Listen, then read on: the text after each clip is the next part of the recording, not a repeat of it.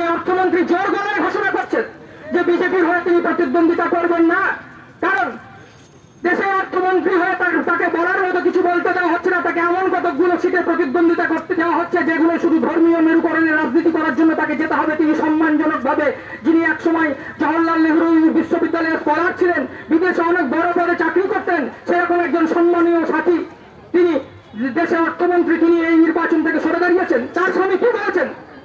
পরাকলা প্রভাকর তিনি দেশের মানুষকে চোখে আঙুল দিয়ে দেখে দিয়েছেন যে সারা দেশে ৬,০০০ কোটি টাকার কেলেঙ্কারি যে ইলেকট্রাল বন্ডের মাধ্যমে বিজেপি তুলেছে গোটা পৃথিবীতে কোথাও হয়নি। তাই আজকে ভারতবর্ষের মানুষ ঠিক করেছে যে কৃষক আন্দোলনের মধ্য দিয়ে ভারতবর্ষের হিন্দি বলে সাধারণ মানুষের ঐক্য তৈরি হয়েছিল। আমরা দেখেছি নরেন্দ্র মোদীর কৃষক নীতিতে ৩টি কৃষক নীতি প্রণয়ন করে তিনি সাধারণ মানুষের কৃষি ব্যবস্থাকে আদানি আম্বানির হাতে তুলে দেওয়ার চেষ্টা করেছেন। আদানি আম্বানি রাজস্থান, গুজরাট, মহারাষ্ট্রের বড় বড় গুদাম বানিয়েছিলেন। সাধারণ এদেশের সাধারণ কৃষকের জমি, সেই জমি নরেন্দ্র মোদী আদানিদের হাতে চলে যাবে। আমরা বামপন্থীরা আমার কংগ্রেসের সমর্থনে দেশের অন্যান্য ছোট ছোট কৃষক সংগঠনগুলো গোটা ভারতবর্ষে যে ৩০০ দিন ধরে গোটা দিল্লির রাজপথ অবরুদ্ধ করেছিল, নরেন্দ্র মোদী সাময়িকভাবে পিছু হটেছিলেন। তারপর নতুন করে এদেশের স্বাধীনতা উদযাপন যখন ৭৫ বছর হচ্ছে, আমরা দেখেছি গোটা দেশের সাধারণ কৃষকদের দিল্লি পৌঁছতে না দিয়ে দিল্লির উপকণ্ঠে সামরিক বাহিনীর মতো ব্যারিকেড তৈরি করছেন, যেন দেশের কৃষকের সঙ্গে বিজেপির লড়াই হচ্ছে,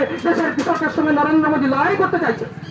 সেই দেশের কৃষকরা শপথ নিচ্ছেন এই নির্বাচনে রাজস্থান, গুজরাট, মহারাষ্ট্রের মতো দেশগুলোর রাজ্যগুলোতে বিজেপি কোথাও পাত্তা পাচ্ছে না, তাই ঘরে ঘরে বিজেপির পরিযায়ী নেতারা পশ্চিমবঙ্গে আসছেন।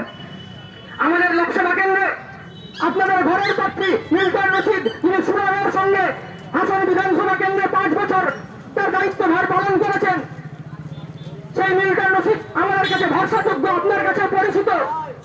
বিজেপি তৃণমূলের ২জন প্রার্থী তারা বহিরাগত।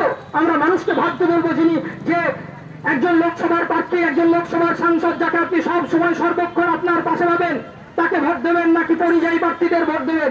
ইলেকট্রাল বন্ডের দুর্নীতিকারী বিজেপিকে ভোট দেবেন, দ্রব্যমূল্য বৃদ্ধিকারী বিজেপিকে ভোট দেবেন, নাকি কংগ্রেসের সমর্থিত বামের সমর্থিত কংগ্রেস প্রার্থীকে ভোট দেবেন? দ্রব্যমূল্য বৃদ্ধিকারী, গ্যাসের দাম বৃদ্ধিকারী, প্রতিনিয়ত সারা দেশে দেখবো দলিতদের উপর অত্যাচার হয়েছে, হাসরাতের মতো ঘটনা ঘটেছে। নরেন্দ্র মোদী নিশ্চুপ থেকেছেন। মণিপুরের মা বোনেরা নির্যাতিত হয়েছেন, নরেন্দ্র মোদী চুপচাপ নির্বাক দেখেছেন তাদের। আর আমাদের সন্দেশখালীতে দেখবো তৃণমূলের নেতাদের হাতে হাজার হাজার মহিলার সম্ভ্রম লুট হয়েছে।